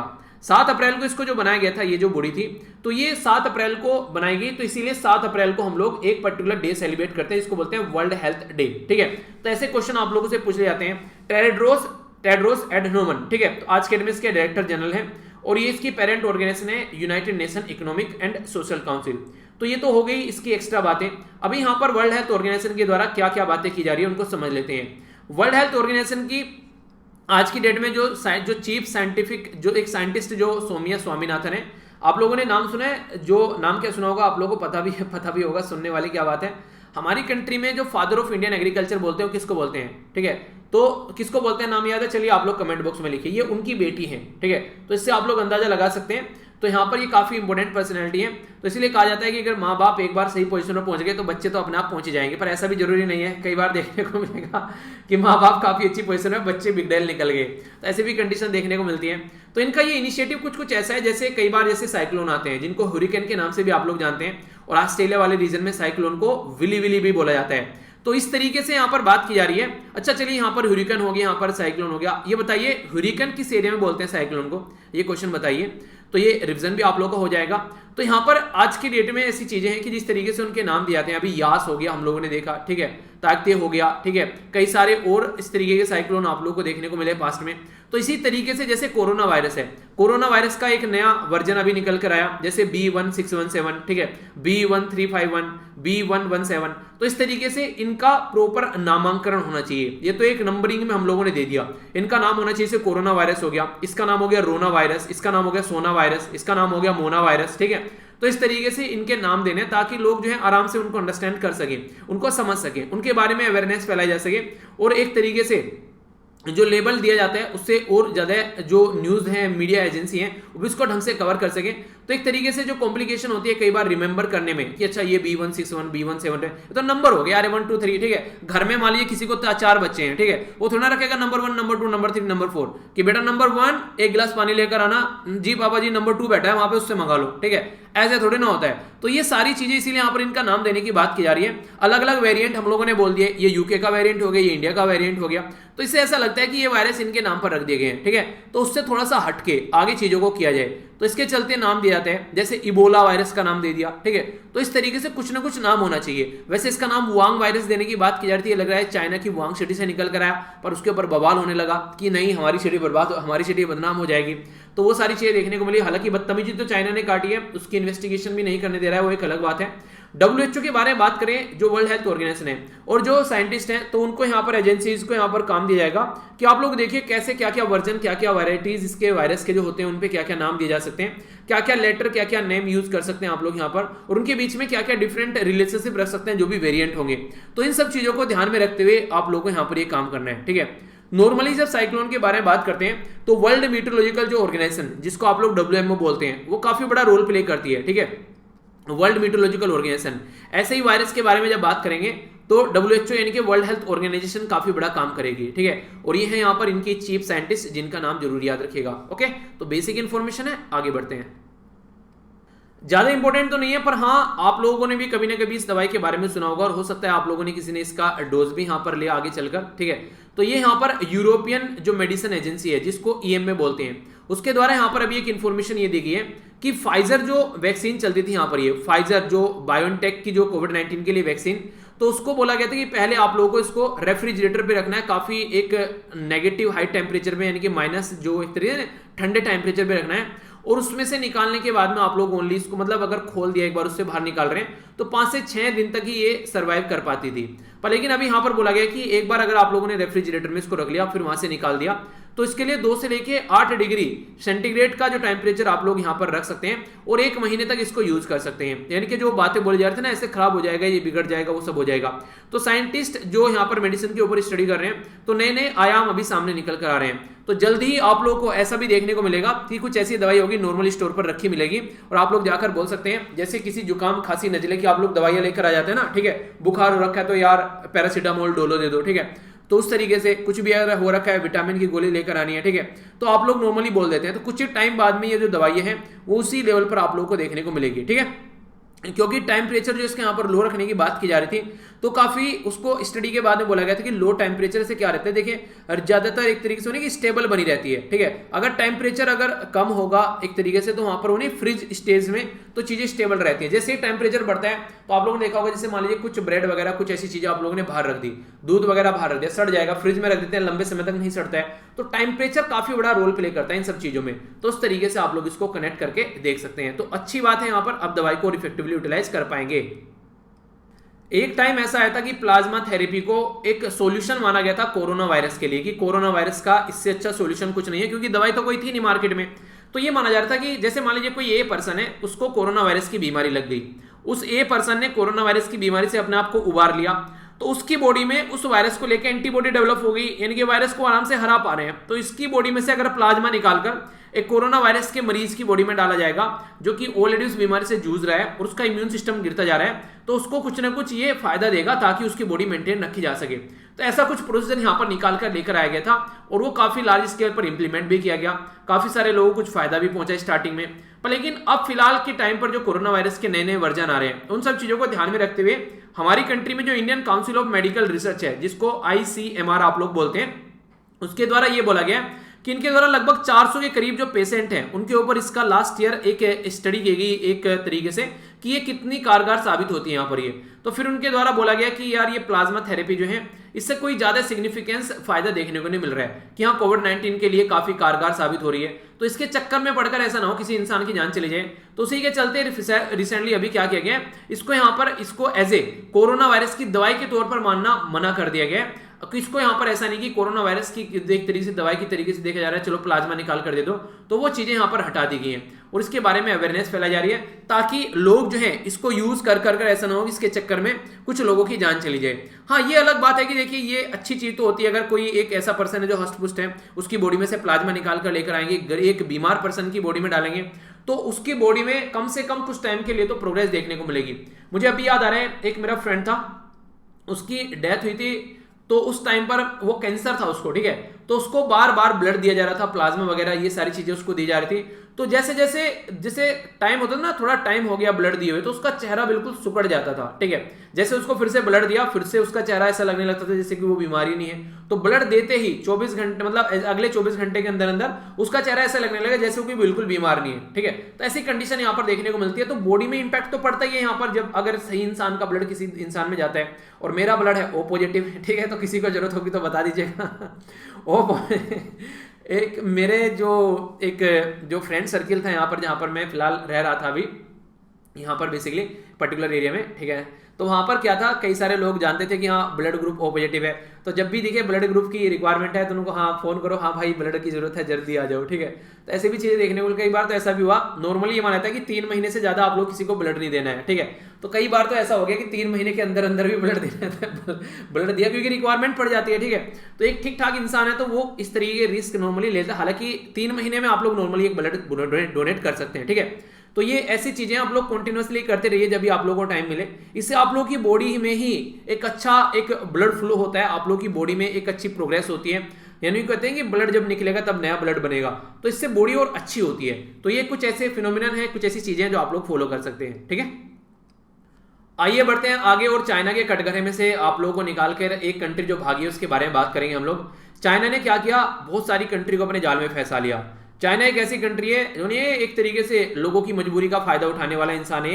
एक घटिया इंसान नहीं बोलते हैं जो लोगों की मजबूरी का फायदा उठाता है, एक जो सबसे गिरा हुआ इंसान अगर आप लोगों ने कोई देखा हो तो उसके साथ में कंपेयर कर सकते हैं आप लोग चाइना को। चाइना ऐसी हरकतें करता है, पहले देखता है कौन सा कंट्री मजबूर है और फिर उसको इतना पैसा देगा ताकि मजबूरी जो है नॉर्मली पैसों से खत्म हो जाती है आज के डेट में, अगर कोई इमोशनल वाली चीजें ना हो। तो अगर किसी भी कंट्री को कोई दिक्कत है तो ऐसी हरकतें कर कर कर इसने 17+1 यानी कि टोटल मिलाकर यूरोपियन यूनियन के अंदर 27 कंट्री है। पहले 28 थी पर लेकिन यूके बाहर निकल गया, 27 रहेगी। उन 27 में से 17 कंट्री को इसने अपने फेवर में ले लिया। 17+1 यहां पर कोऑपरेट कर रही है, चाइना का एक फोरम बन गया। चाइना इन्वेस्टमेंट कर रहा है, चाइना का world one belt road initiative उसमें फोकस करके चल रही है। तो अभी यहां पर जो लिथुआनिया था वो यहां से निकलकर भाग गया। उसको ये लग रहा है कि चाइना एक डिविजिबल टेंडेंसी लेकर चला। ऐसे अंग्रेज नहीं थे पुराने टाइम पर, फूट डालो शासन करो, बंगाल का विभाजन कर दिया 1905 में। किस लिए कर दिया, उनको भाई साहब एंजॉय करना था ताकि लोग मिलकर रहेंगे तो कुछ ना कुछ एक बड़ा बवाल कर सकते हैं, डिवाइड कर दो उनको। बोला क्या, ऐसा नहीं बोला कि रिलीजन के नाम पर कर रहे हैं, उनके द्वारा बोला गया एडमिनिस्ट्रेशन नहीं संभाल पा रहा है। अच्छा देश संभाल रहे हो, छोटा सा एरिया नहीं संभाल रहा है तुमसे। उनको दिख रहा था कि सारी क्रांति सारी चीजें जो है वो बंगाल से निकल कर आती हैं, तो इसलिए वो चीजें उनसे संभाल नहीं पाई। जो लिथुआनिया है यहाँ पर ये एक बाल्टिक कंट्री भी है, यहाँ पर यूरोपियन यूनियन की जो अदर मेंबर है उसके साथ में मिलकर यहाँ पर है। तो इफेक्टिव अगर बोला जाए तो ये बोला जा रहा है इस कंट्री के द्वारा कि रियलिटी में अगर तुमको फायदा पहुंचाना है, यानी कि ये बिल्कुल ऐसे हो गया। मान लीजिए मैं क्या करूं, मैं ये बोलूं कि ये जो आज के डेट में मान लीजिए 8 लाख के करीब 8 लाख से ज्यादा सब्सक्राइबर, तो मैं बोलूं कि 8 लाख जो बच्चे हैं वो परिवार का पार्ट आज के डेट में बने हुए हैं, ठीक है। तो मैं ये बोलूं इनमें से कुछ बच्चों को मैं चूज कर लेता हूं, ठीक है, और इन बच्चों को मैं अलग से पढ़ाना स्टार्ट करूंगा, ठीक है। अलग से पढ़ाने स्टार्ट करूंगा, इसका मतलब मेरे दिमाग में कुछ गड़बड़ चल रही है, ठीक है, ये चीजें सही नहीं है। इसका मतलब एक का मतलब ये नहीं कि अगर कुछ आप लोगों को प्रोवाइड करानी है इस तरीके से चीजें तो इसका मतलब सबको प्रोवाइड करो। ये क्या मतलब है, मैं सबको बोलूं कि ये लो मेरा व्हाट्सएप नंबर, तुमको ना मैं अलग से एक ग्रुप बना के रात को पढ़ाया करूंगा, ठीक है। जब मतलब एक तरीके से 1 घंटा तुमको अलग से निकाल के दिया करूंगा, बस एग्जाम तुम्हारा ही निकलवाना है। यार ऐसा थोड़ी ना है, सारे बच्चे एक जैसे मेरे लिए, तो सबको एक जैसा फायदा मिलना चाहिए। तो वो वाली चीज है, खासकर एजुकेशन के मामले में तो सबको कम से कम जो एजुकेशन में प्रोवाइड करा रहा हूं, कोई सब्जेक्ट पढ़ा रहा हूं तो सबके लिए मिलना चाहिए। हाँ किसी को कोई अलग से दिक्कत हो रही है, किसी की कोई पर्सनल प्रॉब्लम है तो वो इंडिविजुअल की होगी, उसमें तो ये नहीं कि पर्सनल प्रॉब्लम उसकी है मैं सबके सामने आके उसको उजागर करूं, तो वो चीजें नहीं है। पर हाँ एक जेन्युइन जो चीजें होती है वो सबके लिए प्रोवाइड यहाँ पर कराई जाए, तो उस तरीके से आप लोग बोल सकते हैं। तो 27+1 कंट्री को क्यों नहीं लेके चल रहा, आप लोगों ने कुछ कंट्री क्यों चूज कर ली यहां से, तो इसका मतलब तो फूट डालो वाली नीति चाइना लेकर चल रहे हैं। चाइना प्लस सेंट्रल और ईस्टर्न जो यूरोपियन कंट्री है वो मिलकर इनके द्वारा 2012 में ये बुदापेस्ट में इनके द्वारा ये हरकतें स्टार्ट की गई। बुदापेस्ट कहां पर, ये हंगरी के अंदर आप लोगों को देखने को मिलेगा, जहां पर इनके द्वारा ये जाल बिछाना स्टार्ट किया। यहां पर इनका मतलब ये था कि कॉर्पोरेट किया जाएगा, यहां पर एक कॉर्पोरेशन किया जाएगा बीजिंग यानी कि चाइना के द्वारा सेंट्रल ईस्टर्न यूरोपियन कंट्री को, और डेवलपमेंट का पार्ट इनको बनाया जाएगा, इनके अंदर इन्वेस्टमेंट किया जाएगा। तो ये पर्पज ये आगे लेकर चली। ये जो कंट्री है इनको यहां पर आप लोग देख सकते हैं, और ये वो कंट्री है जो बाहर निकली है, ठीक है। तो ये सारी कंट्री चाइना के कब्जे में आ चुकी है, ऐसा आप लोग बोल सकते हैं। अभी अगर बात करें तो 12 यूरोपियन मेंबर और इसी के साथ में 5 जो बाल्कन स्टेट हैं वो यहाँ पर इसका पार्ट है, जिनका नाम आप लोग यहाँ पर देखते हैं। सारा रटने की जरूरत नहीं है, एक बार हल्का सा देख लीजिएगा। अल्बेनिया हो गया, बोस्निया हो गया, हर्जोगोवानिया हो गया, बुल्गारिया हो गया, क्रोएशिया हो गया, चेक रिपब्लिक हो गया। तो ये सारी कंट्री आप लोग को देखने को मिल रही है। तो इंफ्रास्ट्रक्चर प्रोजेक्ट जैसे कि ब्रिज हो गया, मोटरवे हो गया, रेलवे हो गया, तो इन सबके लालच दिए गए कि तुम्हारे यहाँ पर डेवलपमेंट किया जाएगा। इसी के साथ में मॉडर्नाइज किया जाएगा जो पोर्ट एरिया है, जैसे हमारी कंट्री ना ये वेस्टर्न घाट हो गया, ईस्टर्न घाट हो गया, तो बहुत सारे पोर्ट आप लोगों को बंदरगाह देखने को मिल जाएंगे। इसी के साथ में चाइना का जो फ्लैगशिप प्रोग्राम है वन रोड जो वन बेल्ट, ये basically belt and road initiative, जिसमें ये किसी कंट्री के अंदर जाकर इतना इन्वेस्टमेंट करते हैं कि वहां पर वो कंट्री इनका गुलाम बन जाता है, वो पैसा देने की कंडीशन में रहता ही नहीं है। तो ऐसी ऐसी हरकतें इनके द्वारा की गई, जिसके चलते काफी कुछ यहां पर देखने को मिला। तो आज की डेट में ये बोला जा रहा है कि चाइना जो है वो अपना फायदा उठाने के लिए कुछ भी हरकतें करने के लिए तैयार है। तो इसलिए जो कंट्रीज हैं उनको समझना पड़ेगा कि इसके जाल से कैसे निकल के चलना है, ठीक है। तो जैसे बाल्टिक कंट्री होगी, अभी यहाँ पर इसके बारे में हम लोगों ने बात की। अच्छा, ये आप लोग मैप में देख लीजिए एक बार, जो बाल्टिक कंट्री मैंने बोला ना, जैसे यहाँ पर इस्टोनिया हो गया, ठीक है, लिथुविया हो गया, ये हो गया यहाँ पर लिथुआनिया, तो ये बाल्टिक कंट्री आती है क्योंकि बाल्टिक सी के साथ में यहाँ पर अटैच कर रही है, तो इसलिए इनको बाल्टिक कंट्री के नाम से भी आप लोग कई बोल देते हैं, जो बाल्टिक सी के साथ में है, ठीक है। तो इस तरीके से आप लोग इसको याद रख सकते हैं। तो कई बार आप लोगों से ये सारी चीजें पूछ ली जाती हैं, तो हल्का सा आइडिया रख सकते हैं। ये बाल्कन कंट्री आप लोगों को यहाँ पर देखने को मिल रही है। तो आप बोलोगे कि सर यहाँ पर तो ये बाल्टिक के नाम पर नाम रख दिया, बाल्कन कहाँ से नाम आ गया? तो बाल्कन यहाँ पर माउंटेन है, ठीक है, जिसके नाम से इसका नाम निकाला गया, तो यहाँ से इसका नाम निकल कर आए, बाल्कन कंट्री की कैटेगरी में आ जाती है, ठीक है। तो मुझे नहीं लगता कि कोई कंफ्यूजन होना चाहिए अब आप लोगों के माइंड में। अगर कोई आप लोगों से कल को पूछ ले कि यहाँ पर 20, ये यहाँ पर 17+1 ये क्या चीजें हैं, तो आप लोगों को इसके बारे में कोई कंफ्यूजन नहीं होना चाहिए। होगा या नहीं होगा पहले तो ये बताओ, नहीं होना चाहिए ना? हाँ बिल्कुल नहीं होना चाहिए। तो क्वेश्चन अगर पूछे तो तुरंत बोलना सीना फाड़ के कि हाँ ये है, मैं दूंगा आंसर। आइए अब आप लोगों को पृथ्वी के ऊपर स्वर्ग दिखाता हूँ। जी हाँ बिल्कुल सही सुना है, पृथ्वी के ऊपर स्वर्ग ही आप लोग बोल सकते हैं। हमारी कंट्री के जो आइलैंड हैं ये एक तरीके स्वर्ग का ही काम करते हैं पृथ्वी के ऊपर। काफी प्यारी लोकेशन होती है। कभी टाइम मिले तो अपने देश में ना, देखो जिंदगी में देखिए वैसे ही पूरी जिंदगी गुजर जाती है, अगर ये कोरोना हमारा पीछा छोड़ेगा तो उसके बाद में फिर आप लोग कोशिश कीजिएगा कम से कम 6 महीने में किसी एक लोकेशन को घूमकर जरूर आइएगा, ठीक है। तो ये काफी ज्यादा जरूरी है। कम से कम बाहर नहीं घूमने जा रहे किसी दूसरी कंट्री में, अपना देश जरूर देखिए पहले अपना देश देखिए, उसके बाद में फिर देखिएगा बाहर, ठीक है। मेरा मन है कि मैं जब भी टाइम मिले कभी तो मैं जापान जरूर घूम के आऊंगा। अपने देश में तो घूमना ही है, पर लेकिन जापान भी घूम के आना है मुझे। एक बच्चे के द्वारा बोला गया सर जब जापान जाओ तो जापान की वीडियो बनाना हाँ क्यों नहीं, सोच रहा हूँ, बिल्कुल सारी चीजें आप लोगों के साथ में शेयर करूंगा यार। आगे चल के जिंदगी बहुत बड़ी पड़ी है, तो आपको क्या लग रहा है छोड़कर भाग जाऊंगा क्या? मैं कहीं पे यही रहने वाला हूँ पूरी जिंदगी, जब तक जिंदा रहूंगा तब तक कहीं नहीं जाने वाला हूँ, ठीक है। अब कोई अनफॉर्चुनेट कंडीशन बन गई तो कोई बात ही नहीं है फिर, हाँ पर जब तक जिंदा हूं तब तक यहीं रहने वाला हूं, ओके। तो ऐसा नहीं है कि अभी हूं मैं यहाँ पर इसके बाद नहीं दिखूंगा, ऐसा नहीं है कि मैंने आप लोगों से उनके कोचिंग वाले पैसे ले लिए और इसके बाद में 1 साल बाद टाटा बाय बाय, नहीं मिलेंगे। मेरा सब्सक्रिप्शन जो है वो लाइफ टाइम है, ठीक है आइए बात करते हैं लक्षद्वीप के बारे में। तो लक्षद्वीप डेवलपमेंट अथॉरिटी के बारे में बात की जा रही है। तो यहाँ पर एक ड्राफ्ट है लक्षद्वीप डेवलपमेंट अथॉरिटी रेगुलेशन 2021 जो अभी रिसेंटली लाया गया है। इसकी वजह से काफी लार्ज स्केल पर प्रोटेस्ट भी देखने को मिल रहा है। हमारी कंट्री का ये मैप हो गया, इसको अगर आप लोग ध्यान से देखेगा तो यहाँ पर आप लोगों को ये लक्षद्वीप वाला आइलैंड देखने को मिलेगा। तो इसको डेवलप करने की बात की जा रही है और इसको डेवलपमेंट का जो अभी यहाँ पर ये एजेंडा रखा गया, इसके चलते यहाँ पर जो लोकल लोग हैं उनको काफी सदमा लगा। वो इस चीज को चाह नहीं रहे थे कि कोई ऐसा डेवलपमेंट होना चाहिए कि उनके ऊपर बहुत सारे प्रतिबंध यहाँ पर लग जाएं। तो उसी को चलते कभी सारी न्यूज बन रही है। तो यहाँ पर इंपावर किया जा रहा है गवर्नमेंट को, आइडेंटिफाई किया जा रहा है एडमिनिस्ट्रेटर को कि वो प्लानिंग और डेवलपमेंट यहाँ पर करें। इसी के साथ में जो भी यहाँ पर ऑब्स्टिकल है उनको साइड में उठाकर फेंके, यानी कि कोई भी रुकावट नहीं आनी चाहिए। वो नहीं देखिए आप लोगों ने मूवी, बोल तो देता हूँ, वो नहीं देखी मूवी, नाम निकल जाता है माइंड से एक मिनट मुझे याद आएगी, रुकना अभी 1 मिनट मेरे मतलब दिमाग में घूम रही है पिक्चर, उसकी जबान पे नाम नहीं आ रहा है। अरे वो नहीं है क्या, जंगल को बचाने के लिए परेशान रहते हैं, वहां पर उनके देवता पेड़ों के साथ में कनेक्ट रहते हैं, वो सब दिखाया। अवतार, देखो आ गया ना नाम अवतार मूवी। तो वहां पर आप लोगों ने देखा होगा कितने शानदार तरीके से उसको एंजॉय करते थे। तो वही सारी चीजें आप लोगों को यहाँ पर देखने को मिलेगी कि लोग जो है अपने लोकल एरिया के साथ में अपनी चीजों के साथ में बहुत ज्यादा कनेक्ट रहते हैं। तो अथॉरिटी वहां पर मनमानी करने की कोशिश कर रही है। तो ये जोन में चीजों को डिवाइड कर रहे हैं, एरिया का डिवीजन कर रहे हैं, हाईवे बनाना है, रोड बनानी है, रिंग रोड बनानी है, मेजर स्टेट बनानी है, रेलवे स्टेशन बनाने हैं, एयरपोर्ट बनाने हैं, थिएटर बनाने हैं, म्यूजियम बनाने हैं। तो ये पूरा अलग लेवल पर डेवलपमेंट करने की कोशिश कर रहे हैं। पर लेकिन कंडीशन क्या है? कंडीशन यहां पर यह है कि देखिए कुछ पाने के लिए कुछ खोना पड़ेगा। अगर इस लेवल का डेवलपमेंट यहां पर होना स्टार्ट हो जाता है तो बहुत सारी और दिक्कतें देखने को मिलेगी। तो उसी को लेकर लोग जो हैं वो काफी ज्यादा टेंशन में आ रहे हैं। अब क्या क्या टेंशन है उसको समझेंगे। सबसे पहले तो ओनली जो छोड़ा गया है वो छोड़ा गया है कैंटोनमेंट वाला एरिया, यानी कि जो आर्मी का एरिया है उसको एग्जेम्प्ट करके बाकी सब में कुछ ना कुछ डेवलपमेंट की बात की जा रही है। फी लगेगी, चार्ज की जाएगी लोगों से। अगर खुद की ही लैंड को भी अगर कुछ भी वहां पर कुछ करने की कोशिश कर रहे हैं तो आइलैंडर को पे करनी पड़ेगी प्रोसेसिंग फी। एक जोन से अगर दूसरे जोन में कुछ चेंज करना चाह रहे हैं, ठीक है, लोकल में ही अगर वहां पर वो कुछ ऑल्टर करना चाह रहे हैं, चेंज करना चाह रहे हैं, कुछ डेवलपमेंट प्लान लाना चाह रहे हैं, तो उसमें लगेगा फी, परमिशन देनी पड़ेगी। अपनी खुद की लैंड में भी अगर कुछ करना चाह रहे हैं, यानी कि अपनी खुद की लैंड में भी अगर कुछ डेवलपमेंट करना चाह रहे हैं तो इनसे पूछना पड़ेगा। ये तो बिल्कुल ऐसे हो गया, आप लोगों के घर में भी अगर आप लोग कुछ करने हैं तो इनसे पूछो, तब जाकर आप लोग कुछ कर पाओगे। तो इसके चलते काफी ज्यादा प्रोटेस्ट देखने को मिल रहे हैं, पेनल्टी लगाई जा रही है, इंप्रिजनमेंट करने की बात की जा रही है। डेवलपमेंट के नाम पर काफी ज्यादा लोग जो है प्रॉब्लम फेस कर रहे हैं, और अगर वो प्रोटेस्ट कर रहे हैं तो बोला जा रहा है उनको रास्ते से हटा दो सबको, ठीक है। रियल इस्टेट यानी कि वहां पर कोशिश की जा रही है आगे आने वाले टाइम में ये जो जमीन है ये वहां से लोगों से लेकर बिल्डर को दी जाएगी, बिल्डिंग बनाने के लिए, घर बनाने के लिए।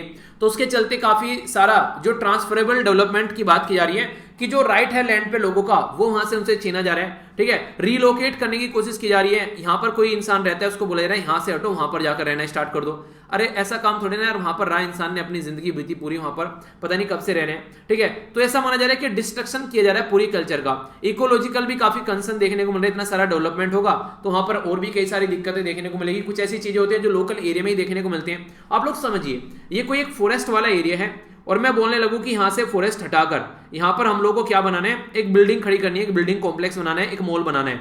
आप लोग बोले कि यहाँ पर इस ये फॉरेस्ट है, इस फॉरेस्ट को यहाँ ले जाओ उठाकर और यहाँ पर ये पेड़ लगा दो।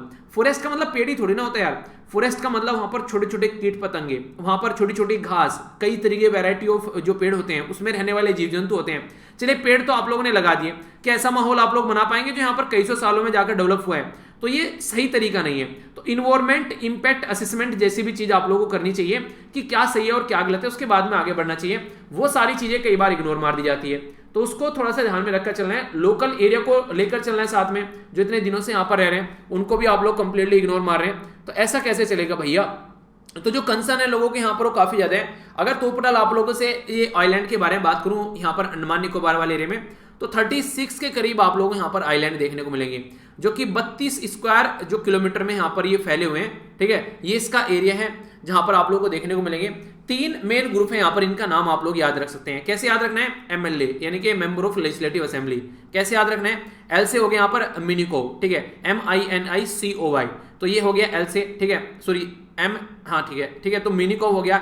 एल से हो गया यहाँ पर, ये हो गया लेकाडाई, LACCADIV, ठीक है। और यहाँ पर ए से हो गया, इसको बोलते हैं यहाँ पर एमिंड, यहाँ पर बोलते हैं इसको एमिन देवी, ठीक है, अमिन देवी के नाम से भी कई बार बोल देते हैं। तो इसके नाम से याद रखिएगा। ये 3 इंपॉर्टेंट आइलैंड एरिया हैं यहाँ पर ये, जिनके बारे में आप लोगों से कई बार पूछ भी लिया जाता है। यहाँ पर 93% के करीब अगर पॉपुलेशन के बारे में बात करें, ठीक है, इंडिजिनस, वो मुस्लिम आप लोगों को कम्युनिटी देखने को मिलेगी, ठीक है, जो कि यहाँ पर आप लोगों को नजर आएगा, ठीक है। बाकी आप लोगों को कुछ मलयालम स्पीकिंग लोग भी देखने को मिलेंगे, ठीक है। तो कई तरीके की यहाँ पर चीजें हैं। काफी लार्ज स्केल पर जो शेड्यूल जो कास्ट जो है, इसी के साथ में आप लोग कुछ ट्राइबल लोग भी देखने को मिलेंगे।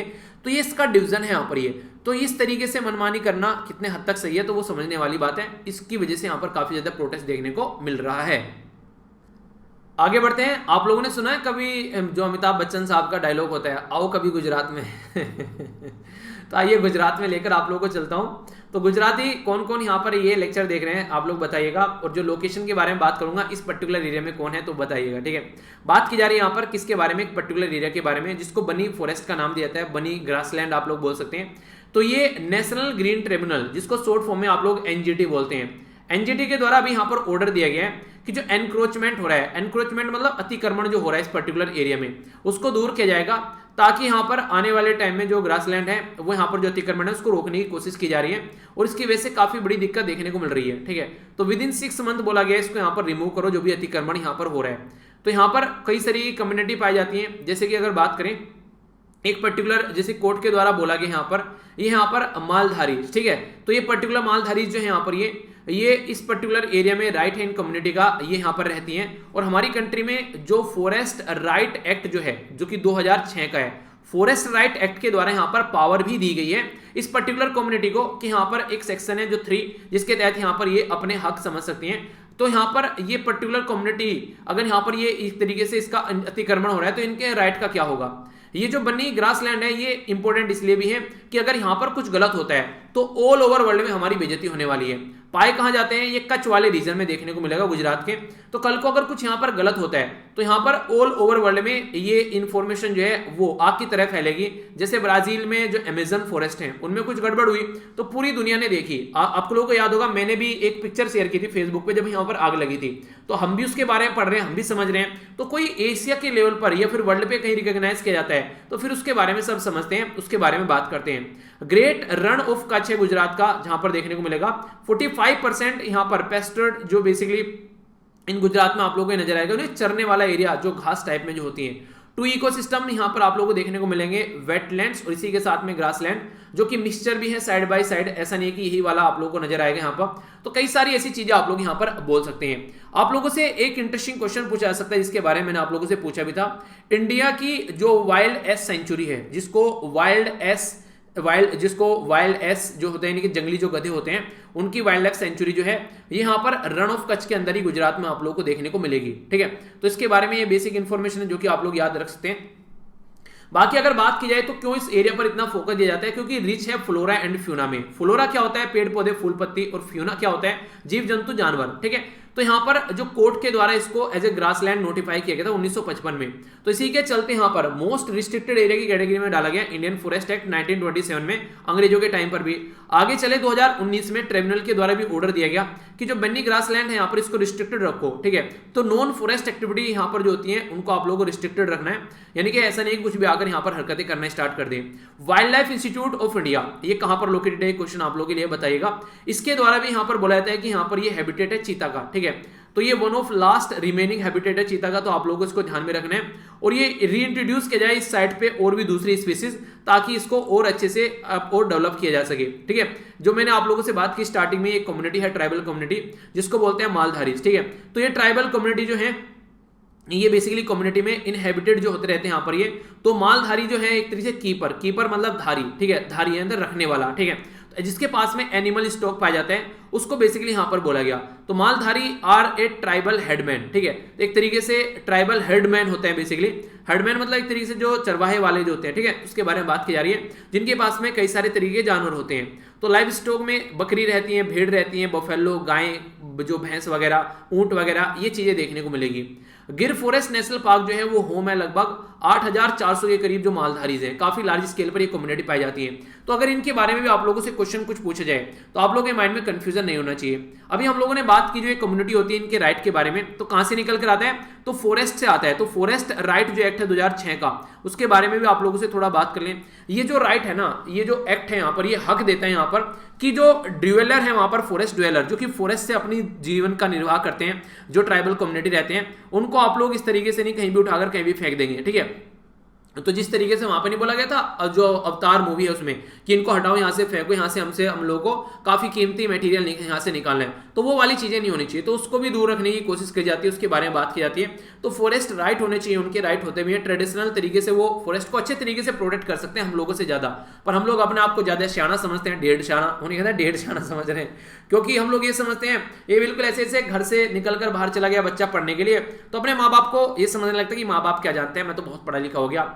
पर लेकिन माँ बाप ही होते हैं। आप लोगों ने सलमान खान की मूवी का डायलॉग सुना होगा सुल्तान का, don't teach the father how to make babies. ठीक है, वो आपके माता पिता हैं, वो जानते हैं जिन जिंदगी को आप लोग जी रहे हैं ना, वहां से निकल के जा चुके हैं। तो कभी भी अपने माँ बाप को जो है बेवकूफ बनाने की कोशिश मत करो किसी भी तरीके से।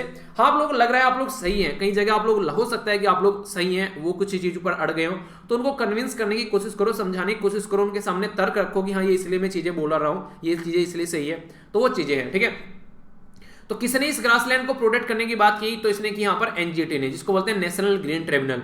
2010 में यहाँ पर ये बनाया गया था एक स्टैट्यूटरी बॉडी हमारी कंट्री में, जिसके चलते इसका टारगेट ये रहता है कि 6 महीने के अंदर अंदर काम निपटाना है। ठीक है, तो वो नहीं देवा की अदालत, सनी देओल की मूवी, तो बिल्कुल वही है कि झट मंगनी फट बिया खत्म करो। तो न्यू दिल्ली में इसकी मेन ब्रांच है, बाकी भोपाल, पुणे, कोलकाता, चेन्नई में भी आप लोग को देखने को मिलेगी अलग अलग ब्रांच। तो स्टैट्यूटरी बॉडी है यहाँ पर ये। तो नॉर्मल जो कोर्ट काम करता है उस तरीके से काम नहीं करता है, ये क्या करता है, नेचुरल जो जस्टिस है उसके ऊपर काम करता है। यानी कि मतलब ये है कहने का यहाँ पर कि ये बेसिकली आप लोग अपने ही केस में खुद जज नहीं हो सकते, पहली तो बात ये है। दूसरी, किसी को बिना सुने हुए आप लोग डिसीजन नहीं दे सकते। तो एक तरीके से नेचुरल जस्टिस का कॉन्सेप्ट फॉलो किया जाता है। तो बिल्कुल ऐसा नहीं कोर्ट वाला बिल्कुल काम रहेगा, वो वाला चल गया तो फिर इसमें और कोर्ट में फर्क ही क्या रहेगा, फिर तो चलते रहेंगे मैटर तारीख पर तारीख, तो वो चीजें नहीं होती है। ठीक है, आइए अर्थव्यवस्था यानी कि इकोनॉमी के बारे में बात करेंगे। तो चूहों की अर्थव्यवस्था देखते हैं। चूहों की अर्थव्यवस्था, जी हाँ, माइस लिखा हुआ है ना यहाँ पे, MIC। चूहे तो बोलते हैं, माइस का मतलब इसका मतलब चूहे नहीं, इसका मतलब है मीटिंग, ठीक है। इसी के साथ में इंसेंटिव्स, कॉन्फ्रेंस, एग्जीबिशन। तो ये इसका फुल फॉर्म जरूर याद रखिएगा, कई बार क्वेश्चन पूछ ले आते हैं। आखिर न्यूज में किस लिए है? फाइनेंस मिनिस्ट्री जो कि निर्मला सीतारमन जी के अंडर में है, उनके द्वारा बोला गया कि जो इंफ्रास्ट्रक्चर है, ठीक है, तो यहाँ पर ग्रांट किया जाए इंफ्रास्ट्रक्चर को स्टेटस ऑफ एग्जीबिशन और कन्वेंशन। तो यहाँ पर एक तरीके से सेंटर जो है उस तरीके से यहाँ पर लेके चलना है ताकि हमारी कंट्री में एक बुनियादी ढांचे को क्रिएट किया जा सके। तो 2020 में गवर्नमेंट के द्वारा ऐड किया गया अफोर्डेबल रेंटल हाउसिंग सिस्टम, जिसके चलते लोगों को घर प्रोवाइड कराया जा सके, और इंफ्रास्ट्रक्चर को भी रिकॉग्नाइज किया गया। एग्जीबिशन कम कन्वेंशन सेंटर मान लीजिए कल को हम लोग को जैसे कोई किताब लिखी गई, ठीक है, वो किताब प्रस्तुत करनी है, एग्जीबिशन में उसको दिखाना है, ठीक है, तो उस तरीके से दुनिया भर के लोग वहां पर आ सकते हैं उसको देखने के लिए। तो एक बड़े बड़े सेंटर होने चाहिए, उस तरीके का इंफ्रास्ट्रक्चर क्रिएट करना है, तो उसके ऊपर भी बात करते हैं। तो इस तरीके से यहाँ पर कैसे जो इंफ्रास्ट्रक्चर के जो सब सेक्टर भी होते हैं, जैसे कॉलेज खुल गया, उसके बराबर में फोटोकॉपी की दुकान खुल गई, उसके बराबर में कोई रेस्टोरेंट खुल गया, तो इस तरीके से कई सारे सेक्टर और डेवलप होते हैं, ठीक है। तो इस तरीके से यहाँ पर सोशल और कमर्शियल इंफ्रास्ट्रक्चर डेवलपमेंट होने लगता है, तो यहाँ पर आगे चीजें बढ़ने लगती है। टूरिस्ट डेस्टिनेशन भी डेवलप होने लगते हैं, तो इस तरीके से कई सारी चीजें सामने निकल कर आती है। तो उन्हीं सब चीजों को ध्यान में लेकर चलने की बात की जा रही है। बेनिफिट क्या रहेगा यहाँ पर? बेसिकली इंफ्रास्ट्रक्चर डेवलप किया जाए तो कई सारे ऐसी चीजें, देखिए हमारी कंट्री में एक प्रॉपर एरिया में लगभग 1 लाख स्क्वायर मीटर के अंदर कोई ऐसा प्रोजेक्ट है, ठीक है, तो उसको एक्सक्लूसिव यहाँ पर बेसिकली एग्जीबिशन, स्पेस कन्वेंशन या स्पेस या फिर बहुत कंबाइन उसको माना जाएगा। नीड भी है कल को चलकर अगर हमारी कंट्री में कोई ऐसा सेंटर खोलना है जिसमें लगभग 7,000 या फिर 10,000 के करीब लोग एक जगह इकट्ठे हो सके, 7,000 से 10,000 तक, और कोई भी बाहर की कंपनी अगर काम करने लगे, वो मीटिंग करने लगे, कुछ यहाँ पर एक तरीके से इंसेंटिव देने लगे, कॉन्फ्रेंस करने लगे, कोई एग्जीबिशन करने लगे, तो इतना तो जुगाड़ होना चाहिए ना कि इतने लोगों को कम से कम बैठाया जा सके। तो ऐसी इंफ्रास्ट्रक्चर क्रिएट करने की कोशिश की जा रही है कंट्री के अंदर में, ताकि इस चीजों को हम लोग टैकल करके चल सके, ठीक है। तो उसको कैसे लेकर चलना है? जैसे कि क्रिकेट के बड़े बड़े स्टेडियम होते हैं, तो उसी तरीके से कोई यहाँ पर एग्जीबिशन होना चाहिए, कॉन्फ्रेंस के लिए भी हम लोग ऐसा कुछ काम करना चाहिए। जबकि कई सारी जो ग्लोबल कंपनीज है उनको रिक्वायरमेंट भी होती है, तो इसके चलते फायदा क्या रहेगा? सबसे पहले तो यहाँ पर इसको ढांचे को तैयार करना पड़ेगा, तो मिनिस्ट्री ऑफ फाइनेंस के द्वारा नोटिफाई किया गया। तो इसके चलते कई सारी चीजें और भी डेवलप करनी पड़ेगी, जैसे कि लॉजिस्टिक में रोड हो गया, ब्रिज हो गया, ठीक है, वाटरवेज हो गया, जैसे कि जल प्रवाह के थ्रू काम किया जाता है, एयरपोर्ट हो गया, ठीक है, इलेक्ट्रिसिटी जनरेशन हो गया, इलेक्ट्रिसिटी ट्रांसमिशन हो गया, ये सारी चीजों की तो बेसिक रिक्वायरमेंट पड़ेगी। ये कहते हैं ना कि इनके बिना थोड़ी ना काम चलेगा, ये तो बेसिक चीजें हैं, इनके बिना कैसे आगे बढ़ेंगे? तो ये भी हम लोग को ध्यान में देकर चलना है कि हाँ, इनको भी साथ में लेकर चलना है ताकि चीजों को अंडरस्टैंड कर सके, ठीक है। तो इसी के चलते हम लोग को और भी कई सारी चीजें ध्यान देनी पड़ेगी अगर ऐसा कुछ बनाना है। वाटर और sanitation, solid waste management, water treatment plant चाहिए, कम्युनिकेशन जो टेलीकम्युनिकेशन को साथ में लेकर चलना है, सोशल और कमर्शियल इंफ्रास्ट्रक्चर जैसे एजुकेशन के बारे में बात कर लें, ठीक है, स्पोर्ट इंफ्रास्ट्रक्चर, हॉस्पिटल हो गए या टूरिज्म इंफ्रास्ट्रक्चर हो गए, तो कई सारे एरिया में हम लोग ऐसे काम कर सकते हैं, ठीक है। इसी के साथ में एक्सेस रहेगा, यहाँ पर बेसिकली कंसेशनल फंड मिल सकते हैं, यहाँ पर कहीं ना कहीं अलग से सपोर्ट प्रोवाइड कराया जाएगा, प्रमोट किया जाएगा इन प्रोजेक्ट को, और कॉन्टिन्यूसली अगर कंस्ट्रक्शन रहेगा तो स्पेसिफिक सब सेक्टर भी वहां पर क्रिएट होने लगते हैं। तो इस तरीके से हम लोग बोल सकते हैं कि इंफ्रास्ट्रक्चर जो टैग है, ठीक है, वो आज की डेट में इंक्लूड नहीं करता है, तो काफी इंपॉर्टेंट है यहाँ पर, ताकि एक वाइटल जो टैक्स ब्रेक है वो भी यहाँ पर आप लोगों को बेसिकली देखिए, कई बार तो ना कई सारी चीजें ऐसी रहती है हमारे मन में चीज होती है ना, ये चीज स्टार्ट नहीं करते, ये हो जाएगा, कई बार ऐसी कई सारी जो प्रॉब्लम है आप लोगों को देश के अंदर भी देखने को मिलेगी, तो कैसे उसको दूर करना है उसके बारे में बात की जाती है, ठीक है। तो बेसिक है, याद रखिएगा। आगे चलते हैं, साइंस और टेक्नोलॉजी के बारे में यहां पर बात की जा रही है। आखिर क्या हो गया? ब्रिक की जो एस्ट्रोनॉमी वर्किंग ग्रुप है उसके बारे में बात की जा रही है। तो ब्रिक का जो एस्ट्रोनॉमी बेसिकली खगोल विज्ञान से आप लोग बात करके देख सकते हैं इसको, तो वर्चुअली अभी होस्ट की गई, वर्चुअली मतलब अभी ऑनलाइन 7वीं मीटिंग थी। इंपॉर्टेंट ये है कि हमारी कंट्री के द्वारा इसको होस्ट किया गया साइंस और टेक के फील्ड में। तो ब्रिक में कौन कौन है यहाँ पर? तो जो ब्रिक है ये एक्रोनिम है। एक्रोनिम किस एक तरीके से जो शॉर्ट फॉर्म नहीं होती है, जैसे कि रसिया हो गया, चाइना हो गया, इंडिया हो गया, ब्राजील हो गया और साउथ अफ्रीका हो गया। तो बी से ब्रिक, आर से रसिया, आई से इंडिया, सी से चाइना और एस से south Africa. South Africa starting से है क्या? नहीं, साउथ अफ्रीका बाद में ऐड हुआ था। साउथ अफ्रीका कब ऐड हुआ था? चलिए आप लोग बताइए। ब्रिक के बारे में कितनी बार पढ़ा चुका हूं आप लोगों को, ठीक है। तो ब्रिक के बारे में जब भी कोई मीटिंग होती है तुरंत आप लोगों को इसकी पूरी इन्फॉर्मेशन बताता हूं, ठीक है। तो इसके बारे में आप लोग जाकर देखिएगा। कोऑर्डिनेट किया जा रहा है मीटिंग को यहाँ पर inter university centre for astronomy, इसी के साथ में एस्ट्रोफिजिक्स, तो यहाँ पर पुणे, इसी के साथ में department of science and technology जो कि ministry of science and technology के अंडर में आते हैं, मिलकर काम कर रहे हैं। ब्रिक में प्लेटफॉर्म कोलैबोरेट किया जा रहा है ताकि एस्ट्रोनॉमी के फील्ड में काम कर सकें, रिजल्ट सही तरीके से निकाल कर आ सकें ईच कंट्री, और फंडिंग किया जा सके प्रोजेक्ट को सही डायरेक्शन में आगे लेने के लिए। मेंबर क्या कर रहे हैं यहाँ पर, इंटेलिजेंस, टेलीस्कोप, डेटा नेटवर्क की बात कर रहे हैं, ठीक है, ट्रांसमिट करने की बात करें, फिनोमिनन, इसी के साथ में big data, artificial intelligence, machine learning, बहुत सारी चीजें देखने को मिल रही है। नेक्स्ट बात करें डेटा जनरेशन के बारे में बात की जा रही है, ठीक है, मल्टी वेवलेंथ, टेलीस्कोप, इन सब चीजों के बारे में बात की जा रही है। इंटरेस्टिंग बात यह है इंडिया भी है और चाइना भी है, लड़ाई क्यों नहीं हो रही है, क्योंकि यार देखिए अगर कोई भी ऐसा प्लेटफॉर्म होता है ना, वहां पर बेसिक मुद्दा ही होता है कि यार अपनी लड़ाई ना अपने घर छोड़कर आना, ठीक है। यहाँ पर आप लोगों को बिल्कुल एक इंडिपेंडेंट इस तरीके से आना है, क्योंकि बायलैटरल रिलेशन तो है नहीं कि दोनों कंट्री मिलकर आप लोग लड़ोगे यहाँ पर, तो वो वाली चीजें नहीं है, ठीक है। तो यहाँ पर बिल्कुल इंडिपेंडेंट है, आप लोगों को एक मल्टीलेटरल प्लेटफॉर्म पे आप लोग तो उसी तरीके से काम करिए। तो यह है बेसिक बात। ब्रिक को सबसे पहले यहाँ पर BRIC बोला गया था जब तक साउथ अफ्रीका नहीं था, और जिम ओ'नेल इनके द्वारा ये टर्म दी गई थी, जो कि एक ब्रिटिश इकोनॉमिस्ट थे जिनके द्वारा ये बात बोली गई थी। फॉर्मुलेट जो फर्स्ट इसकी मीटिंग हुई थी, ये फॉरेन मिनिस्ट्री की 2006 में हुई थी। साउथ अफ्रीका को फिर आगे इनवाइट किया गया, तो इसको भी आगे ऐड किया गया, किस ईयर में किया गया ये आप लोगों को बताना है, ठीक है। इंडिया जो है ब्रिक की प्रेसिडेंसी यहाँ पर 2021 के लिए, ये इंपॉर्टेंट क्वेश्चन आप लोगों के लिए हो सकते हैं, जो कि याद रखना कई बार क्वेश्चन आप लोगों से बन जाते हैं, ठीक है। तो ये हो गई बेसिक इंफॉर्मेशन। आगे बढ़ते हैं। यहां पर जो बात की जा रही है हेल्थ के बारे में, और हेल्थ से रिलेटेड है एक बीमारी जिसको यहां पर हम लोग समझेंगे। इसको बोला जा रहा है यहां पर क्यासानूर, ठीक है। तो क्यासानूर जो बेसिकली बीमारी है, तो ये बीमारी आप लोगों ने देखा होगा ना, जो कई बार जो छोटी छोटी जो ये जूं टाइप की पाई जाती हैं जानवरों के ऊपर, तो उसके बारे में बात की जा रही है। नॉर्मली क्यासानूर ये बीमारी आई कहां से निकलकर, तो कर्नाटका के अंदर फॉरेस्ट है, ठीक है, जहां पर फर्स्ट टाइम इस बीमारी को आइडेंटिफाई किया गया, तो उन फॉरेस्ट का नाम क्यासानूर है, उसी के नाम से इस डिजीज का नाम रख दिया गया। तो नॉर्मली ये जो बीमारी है, इन ये जैसे कि यहाँ पर ये एग हो गए, इससे लार्वा बना, फिर इससे यहाँ पर ये निकला और फिर बड़ा ये हो गया। अगर ये आगे चलकर या चूहे इसको खा लेते हैं, ठीक है, या ये किसी को काट लेते हैं जानवर को, जानवर से फिर यहाँ पर ये मान लीजिए इससे यहाँ पर फिर इंसान को, इस तरीके से, तो एक तरीके की जूनोटिक बीमारी है। यानी कि ये इन जानवरों से जो ऐसी बीमारी जूनोटिक बीमारी होती है जो जानवरों से इंसानों और इंसानों से जानवरों में फैलती है, तो ये जूनोटिक बीमारी की कैटेगरी में आ गई यहाँ पर। इसको मूंग की फीवर का भी नाम इसी को दिया जाता है, ठीक है। तो याद रखिएगा अभी न्यूज में किस लिए है, अभी न्यूज में इसलिए है क्योंकि यहाँ पर इसका रैपिड डायग्नोसिस करने के लिए एक टेस्ट आइडेंटिफाई किया गया है यहाँ पर, जो कि डेवलप किया गया है Indian council of medical research, जो कि नेशनल इंस्टीट्यूट ऑफ वीरोलॉजी के साथ में मिलकर इनके द्वारा काम किया जा रहा है। तो यहाँ पर इसका अगर रैपिड टेस्ट आएगा तो जल्दी से पता लगा पाएंगे। तो बैटरी ऑपरेटेड ये पॉलीमर्स चेन रिएक्शन यानी कि PCR के थ्रू एनालाइज किया जा रहा है, तो डायग्नोसिस किया जाएगा यहाँ पर इस बीमारी को, क्विक जो पेशेंट मैनेजमेंट होगा और कंट्रोल किया जाएगा। फर्दर अगर इसका स्प्रेड हो रहा है तो उसको भी यहाँ पर रोका जाएगा। यानी कि बेसिक तौर पर आप लोग ये बोल सकते हैं कि इसको कंट्रोल करने के तरीके ढूंढे जा रहे हैं। तो ये जो डिजीज है यहाँ पर ये कोजेज होती है यहाँ पर बेसिकली, जिसको KFDV यानी कि काइनासुर जो फॉरेस्ट जो डिजीज वायरस है, ये इसका नाम दिया गया है। ये ह्यूमन और मोंकी को नॉर्मली फोकस करके चलती है। इनका प्यार जो है वो है इंसान और बंदर, ठीक है। फर्स्ट टाइम आइडेंटिफाई की गई थी 1957 में बंदर को, और कहां पर, कर्नाटका के अंदर जो फॉरेस्ट एरिया है वहां पर। नॉर्मली हार्ड टिक यानी कि जो ये इस तरीके जो जुएं टाइप में पाई जाती हैं, मोंकी हो गया, रोडनेंट हो गया और बर्ड्स, तो यानी कि इस तरीके से आप लोग देख सकते हैं। ह्यूमन के अंदर यहाँ पर ये बेसिकली जो टिक बाइट होती है उससे देखने को मिलेगा, ठीक है। ये यहाँ पर जिससे कि ह्यूमन जो है वो काफी ज्यादा यहाँ पर प्रॉब्लम फेस करना पड़ सकता है। आप लोगों को यहाँ पर ठंड लगने लगेगी, सर में दर्द रहेगा, बॉडी में दर्द रहेगा, वो सारी चीजें। लगभग यहाँ पर ये हाई फीवर रहेगा 5 to 12 डेज, ठीक है। इसी के साथ में फर्टिलिटी जो रेट है 3 से 5% लोगों की जान भी चली जाती है। डायग्नोसिस अर्ली स्टेज में किया जा सकते हैं। वैसे नॉर्मली अगर देखा जाए, इसको अगर डिटेक्ट कर लिया जाए, ठीक है, तो वायरस आइसोलेट फ्रॉम अगर ब्लड से कर पाते हैं स्टार्टिंग में, तो चीजें आप लोग को देखने को मिलेगी, ठीक है। तो ये तो कुछ बेसिक चीजें हो गई। वैसे नॉर्मली टेस्ट करके चीजों को पता लगाया जा सकता है। और यहाँ पर है एलिसा, ठीक है, एंजाइम लिंक्ड इम्यूनोसोर्बेंट जो सीरोलॉजी असिस्ट है, तो उसके चलते भी यहाँ पर टेस्टिंग की जाती है।